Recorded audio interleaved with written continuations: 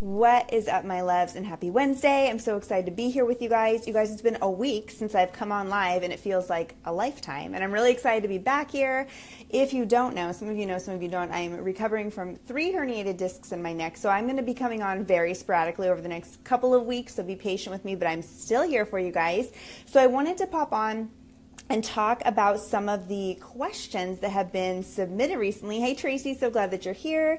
I have a huge backlog of questions you guys want me to answer, so I want to be here for you guys to make that happen. Janine, so glad to have you. Tracy, so glad you're here. My love, Jenna is in the house. Oh my gosh, Jenna, you're gonna love this. Virginia's here. So I always do my videos based on what seems to be coming up lately, and I have a ton of emails about pricing, and I've been noticing it in my Thriver Society group too. There's a ton of questions about pricing, and I just kind of wanted to come on and talk about why you might be feeling overworked, underpaid, underappreciated, like people are always asking for discounts, everyone's looking for a handout, and how to escape that little clientele pool who just looks at you for a discount every time you turn around. Tracy, so glad you're here. Nikki, so glad that you're here. So I have 2 emails submitted that I'm going to read to you guys, and then we're going to talk about the 5 reasons why you are feeling burnt out, overworked, underpaid, and how to get out of this cycle so you can start feeling appreciated and making some good money as a hairstylist. Let me introduce myself and then we'll roll. Hi, Shannon. My name is Britt. I'm a social media and marketing strategist just for hairstylists. My goal is to make your life as a stylist a little bit easier, a little bit more organized, help you to spend your time and money in the right places, quit wasting it in the wrong places so you can grow your clientele the quicker, faster, easier way using today's technology. It's never been easier to grow a clientele. You just have to understand the tools at hand to do so, and I'm here to share some of those things with you today. If you like what we're talking about, you can give me the thumbs up, you can let the hearts roll, and as always, I love chatting with you guys. So if any of these things resonate with you, or you totally disagree with me, or whatever you want to share, I would love to hear it because it's my favorite part. Hi Bridget, so glad to see you here. Michelle, I'm starting to feel better. I'm getting there, slowly but surely. Okay, so I'm going to read 2 messages and I'm going to share with you my 5 tips. So the first one is, let's call her M. So it says, hi Britt, I had a question. I'm hoping you can help me out. I was referred a new client, and this client was asking for pricing over text. Now, I don't know if you guys have been following me for a while or not, but I have a few strong feelings about text messages, which I'll get to in a second. She says, I gave her my prices for a balayage service, and I quoted her $235. She replied with, would I compromise and do it for $200 instead? Okay. My question to you is, when coming across with new clients and them trying to bargain, should I compromise or politely decline and state that those are my prices? That is crazy to me. It makes me so sad that this stylist reached out to me and said, what should I do? When it's new clients, should I compromise? Like, are we working a barter system to do our services? Like, are we working for like cookies and handouts, or we're working to make money? It blows my mind. If a client can't afford my prices, it's totally okay. I'm not the stylist for them. They can go see somebody who is at a lower price point, who would deliver a lower quality product. And if $200 is your budget, it's totally okay. But the value of my services and my time is $235. And if that doesn't work for you, I totally understand. I'm certain that there are other stylists who do work within your budget. Best of luck to you. Now, my question to this stylist would be, why does this client who was referred to you think that bartering or negotiating prices is an option at all? And my question is, are you discounting your current clientele? Because, and we'll get to this in a minute, but when you discount your current clients, if they send you referrals at all, which oftentimes discount clientele doesn't even refer, if they refer at all, it always comes with, and try to negotiate the price because she always hooks me up. And you stop being Britt Seva, my talented hairstylist, and you start being Britt Seva, the hookup hairstylist who does great work but also knocks off $40. And that is not the place I want to be in, right? Your prices should be determined by your worth and your hourly rate and all of those kind of things. And it can't be like, oh man, if I don't discount her by $35, I will miss out on a service. Yeah, but you're going to waste your time and cost of product and be undercharging somebody. It's ridiculous. And you can't open that door, because once you start to haggle with that person, it's always going to be a negotiation. It will never end. And anybody else that person sends you your way will always come with the caveat of, and make sure you ask for a hookup, because the first time I saw her, I did, and she totally hooked me up. Because that's what people are looking for.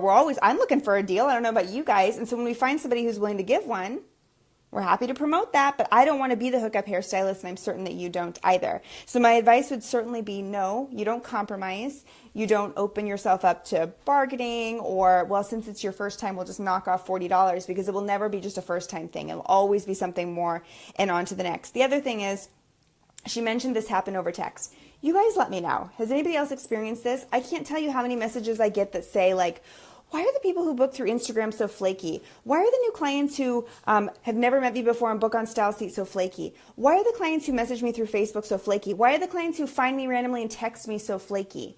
Because it's easy come, easy go. I've never even had a conversation with you before. So maybe at 1 a.m. after a couple great glasses of wine, I think it's an incredible idea to see a new hairstylist that I found on Instagram who's wonderful. And I'm gonna message her and book a quick appointment because it sounds great. And I'll come in and see her next Saturday at 1 p.m. Perfect, she has time for me for a $235 balayage service. And then when I sober up and I get my appointment reminder a week later, I'm like, oh no, I'm not going to do that. That was crazy. What was I thinking?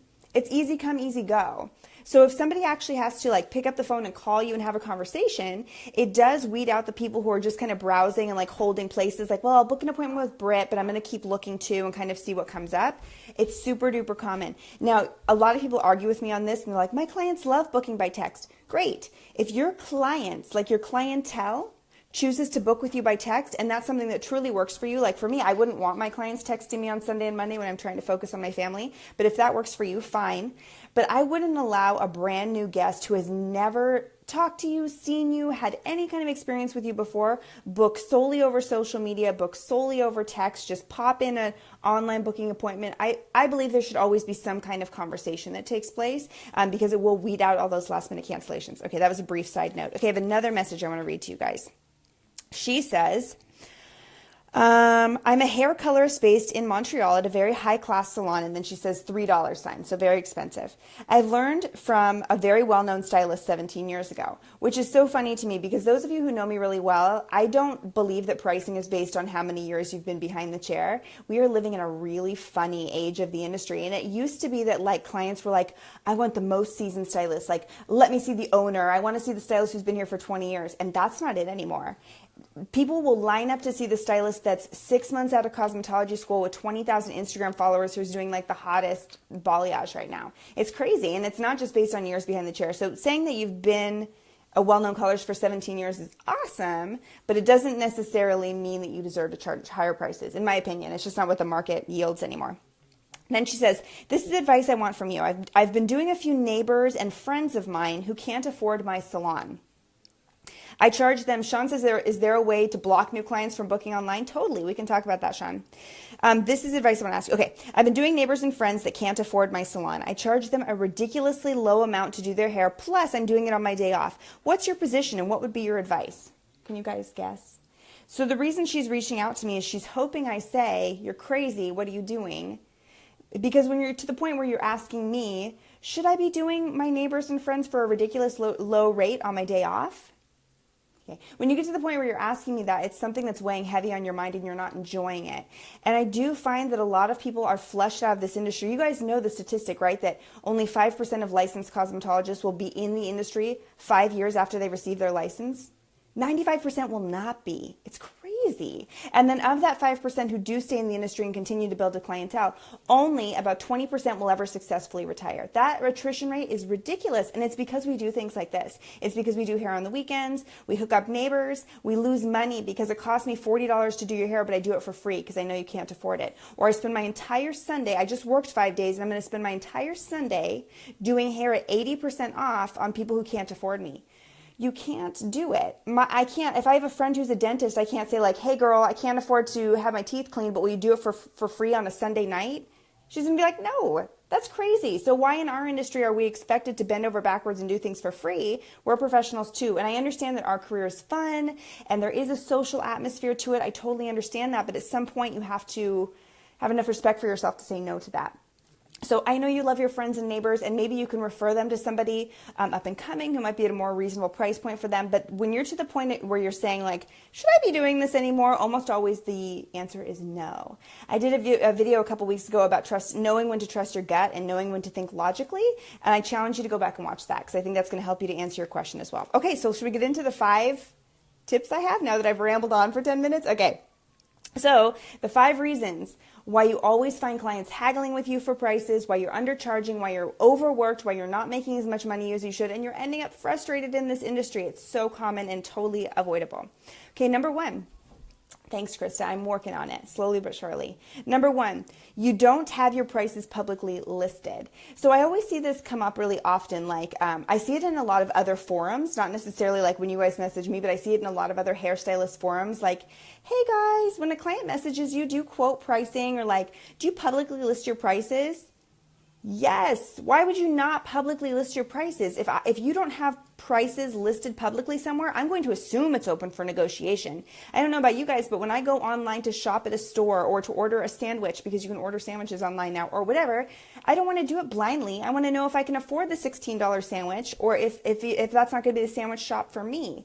So when you have, first of all, I'm a really firm believer that every hairstylist needs a website. If you're new to my following, it's a huge thing that I stand on. Now, that's not to say, a lot of people will say like, websites are dying and you don't need websites anymore. I think that's crap. I think when I stumble upon a business that doesn't have a website, I immediately knock them down a few notches. I'm like, ooh, they're kind of unprofessional, or ooh, they kind of don't have it together yet. That's not to say that a website is how you build your business. I don't believe that at all, but I do believe it's a part of your marketing package and it's essential. Okay, I'll get off my soapbox. So I think that on your website, it's important to have your prices listed, because as soon as somebody starts to negotiate pricing, you can just say, hey, Sarah, thanks for reaching out. I would love to work with you. Head on over to my website. I give you a link.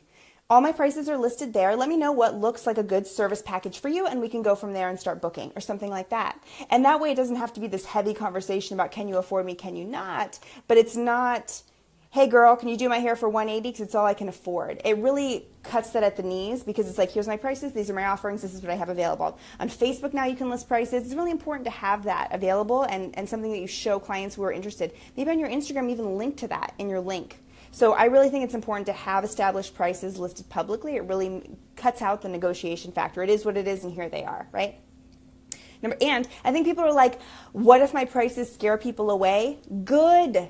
If I'm charging too much for you, great. It means that you and I are not a match. I'm too experienced for you, and I don't fit within your budget. No worries. There is somebody else who does, but I kind of want to scare you away if you're going to be somebody who's going to negotiate with me because you can't afford me, right? So, okay, that's enough of that. Okay, number 2, you're known as the hookup stylist. So I fell victim. I know this because I fell victim to this when I was first building my clientele. I wanted to fill my chair so badly that I would allow people to come in with like crazy discounts, or I'd be like, girl, just pay for cost of color. Like, I don't need to make any money on you. And it was crazy, because in my mind I was like, well, if my chair is full, I'll feel busier and it'll feel better, even if I'm not making enough money. And that was so backwards. And I think in my mind too, I thought like, well, I'll hook them up and then they'll send me people. And it never worked out that way. I can even think of like my closest friends and family that I did free services on, never sent me clients. And if they did, they were hookup clients, like clients who also couldn't really afford me, and it was a nightmare. So I was breaking my back doing all these clients at this crazy discounted rate to essentially make myself feel better, I think is what it was, until I like snap back into reality and realize this was getting me nowhere, and I was just building this reputation. Nicole says family and friends can be the worst. For me, they were. No, I love my friends and family. I'm spoiled. I have the best. But they were terrible clients. It's just the way that it normally goes. There's always an exception to every rule, but you have to get out of that trap. It's something, I have a whole lesson dedicated to it in Thriver Society, because it's something a lot of people fall victim of. It's difficult to get out of. You have to get out if you're going to start making real money. You have to. Trust me, you're wasting your time, energy, and effort, and you will burn out without making that income. Okay. Number 3, you offer emotional discounts. And this is really difficult because we're in a female-dominated industry, right? Over 90% are women who work behind the chair. Not all, but a lot of people who are females and who choose this profession are very empathetic and enjoy connecting with people. And when you do enjoy connecting with people, you form these tight bonds. And when your client is going through a difficult time, or they lost their job or whatever, we start getting in the mode of like, well, Sarah's coming to see me for a long time, so I'm going to give her this $200 service for free, because she's going for a hard time. No, girl, you can't do it. So even though she lost her job, she was working as a teacher and they laid her off last year, she chose to book a $200 highlight with me, probably to make herself feel better and go to job interviews, which is amazing. And I'm going to give her a big hug and cheer her on, and maybe I'll even send her a note checking in 4 weeks from now and say like, hey, hope you're loving your highlights, hope the interviews are going well, really thinking of you. That's how I can support her. I cannot support her by taking $200 out of my own pocket, out of my children's mouths, out of my husband, and say, here, girl, your highlights are for free. I will sacrifice my time, my product, my efforts because you're going through a difficult time.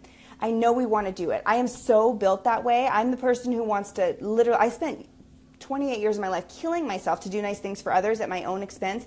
You can't do it. I know it seems like what you should do. It never comes back around full service, because if your salon closes, Sarah's not going to show up with $200 in hand and say like, Britt, I heard your salon closed. Here's $200 while you're looking for a new one. It doesn't go like that, because you're her hairstylist. So you treated her as a friend or a family member, but unfortunately at the end of the day, you're her stylist. So you have to kind of create a separation, and we can't do emotional discounting. You will lose thousands of dollars a year on emotional discounting. In some of my classes, I show you the real life math of if you discount just $5 a day, $25 a day, you'd be horrified at the amount of money you're losing on emotional discounts. Okay, number 4. This is one that a lot of people are guilty of too. I know some very experienced stylists who are so guilty of this. You offer long-term client discounts. So you know Amanda, who's been seeing you for 10 years and she's never had a price increase? Terrible business plan. I don't know anything that costs the same now as it did 10 years ago. So the reality is the cost of you running your business has increased. However, your profit margin just gets smaller and smaller and smaller every time you see Amanda, because you're not increasing the prices strategically. And I know what you're thinking. You're thinking, if I raise her prices, then she will leave me. If a stylist who's seen you 10 years leaves you because you increase your prices by $5 or $10, she was never in love with you anyway. She was in love with your cheap price. Right? That she got incredible value at a discount bargain price. It had nothing to do with you, nothing to do with your experience. She wasn't loyal to you. She loved her cheap color. So, and that's a hard pill to swallow, because it does hurt our feelings. And have you guys ever had that client, that long-term client, leave you and you're like, oh my gosh, where did she go? It feels like a bad breakup, right? You're like, why did she leave me? And a lot of times it's crazy, but it's because you didn't increase your price. It makes you feel stale. Isn't that weird? I want you to think about why we increase prices. So in my world, we increase prices because we educate ourselves. So you level up, right? The smarter I get, the more you have to pay to see me. And if you guys have been following me for a while, that's how it's gone with all of my coaching. Like the busier I get, the smarter I get, the more I educate myself, my prices have to increase. It's just, supply and demand. And the more I can share, the more I'd have to charge, right? Same for you guys. The more classes you take, the more skilled you get, the faster you get with your services. All of those kind of things count into your experience level, and your price has to reflect that. So if you haven't increased prices on me in the last 5 years, 7 years, 6 years, 2 years, I feel like you're getting stale. I feel like you got real comfy, nothing's really changing, you're not leveling up. So eventually I'm going to look for the next hot thing, right? I'm like, well, Britt's cool, but she's kind of like, I've seen her for a while, and I think I need a new perspective. I cannot tell you how many clients would leave our salon and write this happened like 3 or 4 times, weird breakup notes to their stylist and be like, girl, I wish I could still come in and see you. I need a fresh perspective. It's because that stylist didn't give the fresh perspective, or didn't increase the prices, or didn't make it clear that she was leveling up. So I know it seems like my clients will be offended if I increase their price. Not true. Your clients will see that you are elevating yourself and you're still that hot stylist versus being that kind of person who's hitting the cruise control button and settling into the comfort zone. So really rethink about that. Rephrase the way you think about that. How about that? Okay. And then number 5, and this is the biggest one, and I think this is what gets most people at the end of the day. You're not confident enough to know and charge your own worth. And that's really hard, because I think we do have self-doubts. Like I used to implement price increases in the salon and be like, hey, you earned a price increase. And they'd be like, nope, don't want to do it. And I'm like, why don't you want to make more money? That seems crazy. Well, my clients are going to freak out.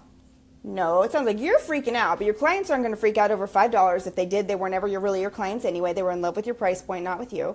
But if you get that feeling of, oh my God, I'm going to increase my prices, this is so scary, it's because you don't feel like you're worth it. And it's really important to know your self-worth and to charge that. If you're educating yourself, if you are committed to leveling up, if you're offering an exceptional guest experience, if you're offering amazing consultations, if you're doing things that most stylists are not doing, there has to be a cost associated with that. There has got to be a price increase. And that's difficult because that's the emotional stuff that we have a hard time dealing with, right? Where I feel like I'm not worth it, or what if she doesn't think I'm worth it? And if you're at the place of, I want to be charging $300 for a balayage, but I'm only charging $175, what do you need to do to close that gap?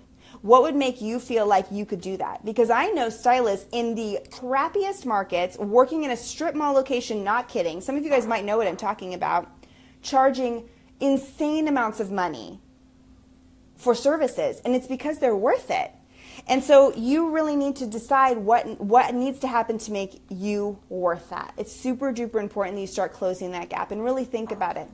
Know your worth and charge it. And I know that a lot of us are afraid to increase our prices because if I increase my prices, some people will leave me. I always say when you increase your prices, you can expect to lose 10 to 15% of your clientele. But the cool thing is you'll still make more money, right? You'll be working smarter, not harder. It'll create gaps in your schedule that new clients can come into, which is really great.